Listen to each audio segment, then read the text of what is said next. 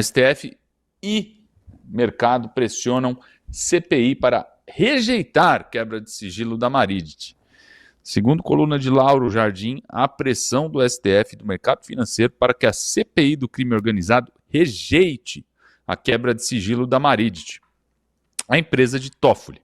O senador Alessandro Vieira pediu sigilo bancário, telefônico e telemático da empresa, além de relatórios do COAF. O voto é aberto. Os 11 integrantes terão que se posicionar publicamente. A Maritte tinha 1/3 do resort Itaiá. O outro sócio era Fabiano Zettel, cunhado de Daniel Vorcaro. Deixa eu aproveitar, eu queria perguntar para o Dárcio. O Dárcio que é um historiador.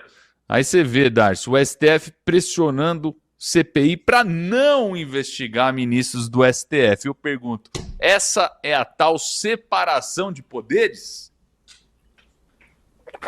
Não, esquece, isso já não tem no Brasil há muito tempo, mas a verdade é que tem mais do que isso aí. Não é só a Maritte, não é só a empresa do Toffoli.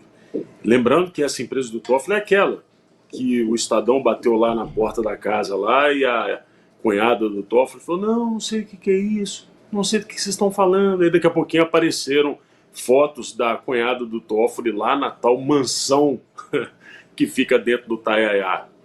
É muito assustador tudo isso. É cena de novela, de filme que a gente está assistindo. Mas olha só, se começar a bater a enxada nessa terra, vai continuar saindo minhoca. É por isso que eles estão desesperados. E não só isso. O Alessandro Vieira vai começar a investigar, vai quebrar o sigilo, vai ver para onde o dinheiro foi, e aí pode acabar chegando, por exemplo, em situações que podem alcançar, quem sabe, grandes redes de televisão. Por que não? Vocês viram essa semana o que aconteceu? O Fábio Faria. O Fábio Faria teria orientado o voto do Toffoli, mas como assim? Pois é. A gente tem um insert, não tem? Esse é um dos elementos que...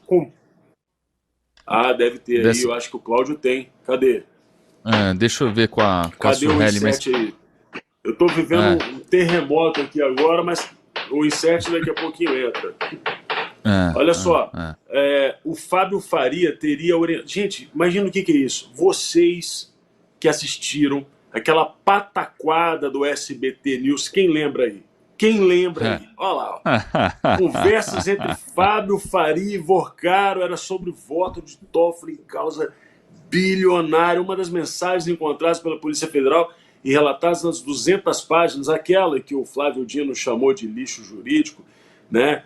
O Vorcaro informa ao Fábio Faria que o Toffoli poderia mudar o voto no julgamento envolvendo sobre ações indenizatórias decorrentes do controle da estatal de preços no setor sucroalcooleiro nas décadas de 80 e 90.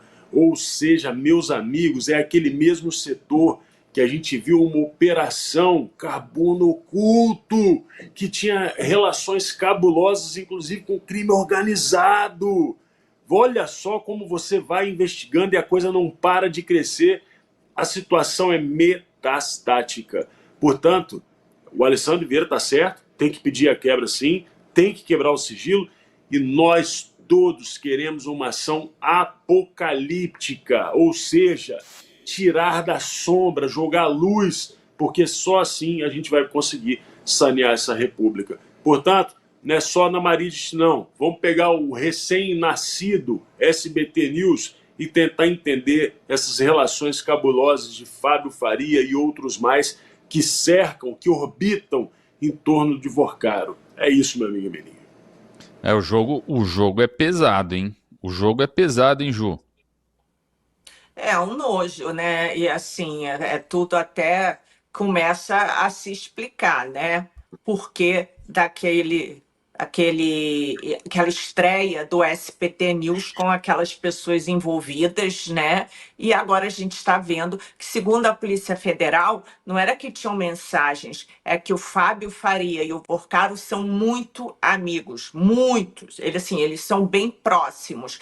E ele, de fato, está falando sobre, basicamente, mudar o voto do do ministro Toffoli, né, em favor aí de uma empresa que com certeza deve ser de Borcar ou ele tem negócios com isso. Isso é, de novo, criminoso.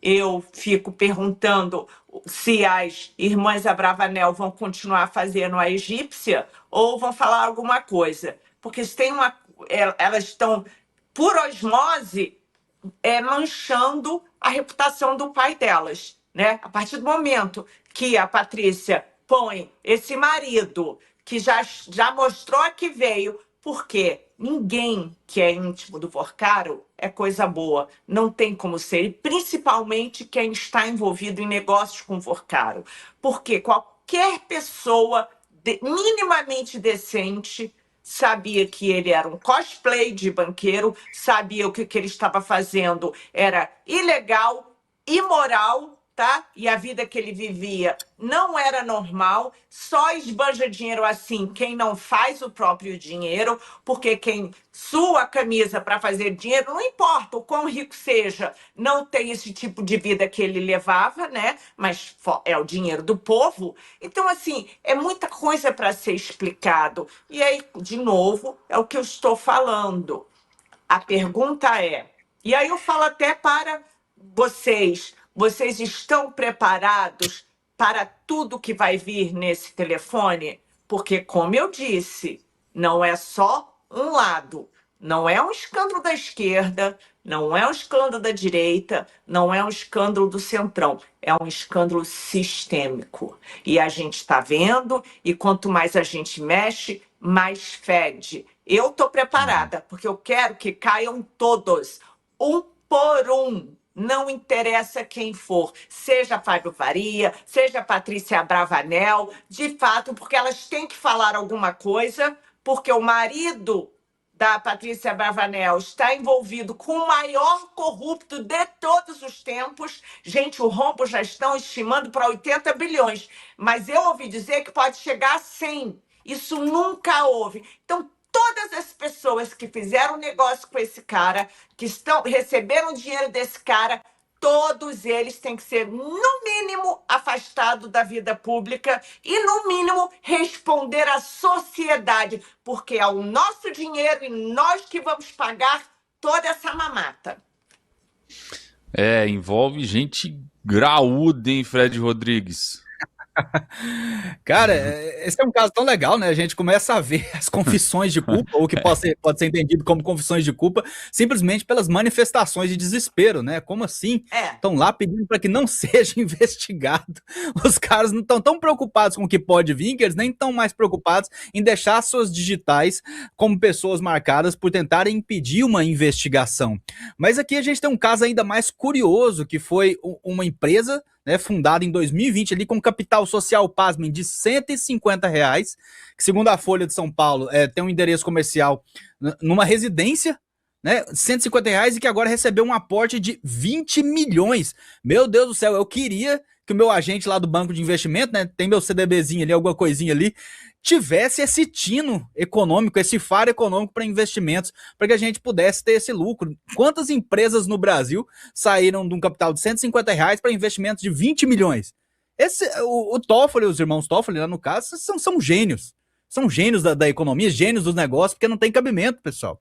Não tem cabimento. Assim, é tanta coisa junta, é tanto indício junto, e a gente vê notinha igual a do Rueda hoje, do Ciro Nogueira hoje. Nossa, assim, eu fico com mais dó ainda do Bolsonaro, de saber que essas pessoas estavam próximas a ele. E a gente vê notinha desse pessoal com todos esses indícios aí do que está acontecendo. Não existe isso, uma empresa de R$150 receber um aporte de 20 milhões e não precisar de explicações. Qualquer empresa no Brasil que isso acontecesse, num prazo aí, 2020, quase 6 anos, que isso acontecesse, explicações seriam exigidas se fosse um cidadão comum. E agora a gente vê STF com o mercado financeiro entrando em ação para barrar. É claro, tá muito claro o que está acontecendo aí, tá todo mundo envolvido. É justamente por isso que eles não querem investigações, e é justamente por isso, pessoal, que a gente deve exigir as investigações. Esse é um caso que tem sim um potencial para derrubar a República. Você não se preocupa, esse caso tem potencial para derrubar a República? A gente talvez precise disso, né? A gente talvez precise que a República seja chacoalhada para que a gente possa entender o potencial que esse país aqui deixou de atingir graças a essas pessoas.